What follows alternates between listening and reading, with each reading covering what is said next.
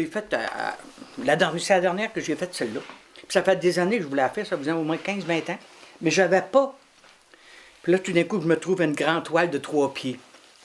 J'ai dit, ben mon Dieu, ça fait assez longtemps que je veux la faire. Parce que ça, c'était tout en voie d'extinction. Alors, exemple, tu as l'église à l'arrière-plan.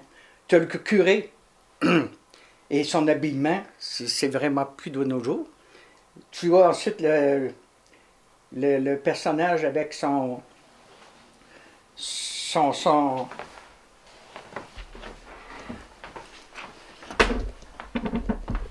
alors, ça n'existe plus. La carriole avec la couverte, le chien attelé, les petits mocassins des enfants. Alors, moi, j'ai appelé ça en voie d'extinction.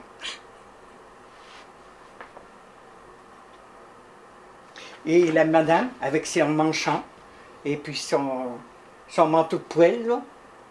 Alors, autrefois, dans les années 50, la plupart des hommes avaient comment ils appelaient ça, un manteau de chat? Ils appelaient ça un manteau de chat. Moi, je me souviens des mononcles qui avaient des manteaux de chat, puis avec le casque de poêle. Vous n'avez pas un de vos souvenirs, en fond. Oui, dans un sens. Parce que le curé se promenait avec le col romain, et il y avait des curés qui avaient aussi un manteau de poêle. Mais lui, c'était noir. Ça, je ne sais pas si c'est du chat sauvage ou quoi. Noir. Parce que tu avais noir et tu avais brun. Et en tout cas, il appelait ça des capots de poêle.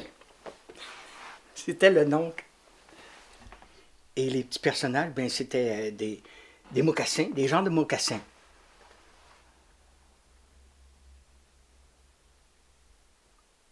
Parce que le chien a quand même servi. L'hiver, il y a eu beaucoup de... avec le chien. Comme exemple, j'en parlerai peut-être pas tantôt, mais je sais que le docteur Bourget faisait beaucoup de... L'hiver, il se déplaçait dans des très, très longues distances.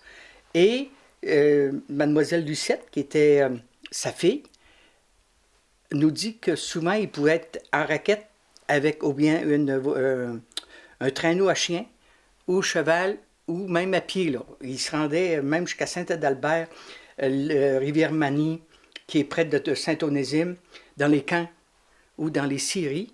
Et puis il y en avait comme il pouvait se rendre même au lac de l'Est, à travers des sentiers. Donc c'était avec chien ou raquette. Donc ça faisait partie du commun à l'époque. Puis ceci, bien, c'est la même chose. Les routes n'ont pas toujours été ouvertes. Comme je me souviens à Sainte-Félicité, la première fois, les premières années qu'on a ouvert la route pour les automobiles, c'était en 52. En 1952, ça veut dire qu'avant 52, c'était la carriole et puis le cheval. Ça ne te rajeunit pas, hein? Et tu remarqueras qu'il n'y a aucun poteau électrique. Donc, c'était probablement à l'époque que l'électricité n'était même pas là. J'ai pas pensé leur en installer les poteaux. Là. Non, je n'ai pas voulu en mettre.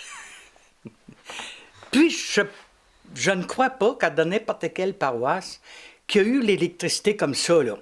Sainte-Félicité, l'électricité est rentrée aussi à peu près à la même époque qu'ils ont ouvert la route. C'est en 52. Il n'y avait pas d'électricité avant. Alors, moi, j'ai connu l'histoire de la lampe à l'huile. J'ai connu ça. Et un jour, papa est arrivé avec... imagine-toi, en 1947, il est arrivé avec deux fanals à gaz propane avec des poches, là. Imagine-toi que ça éclairait. C'était comme l'électricité, dans le fond.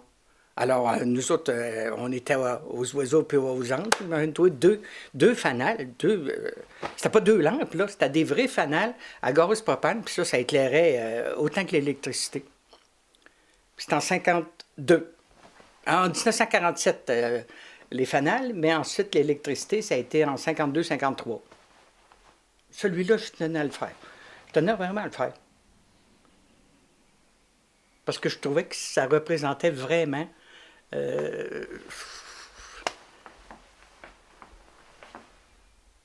ce qui est et ce qui n'est plus, ce qui a été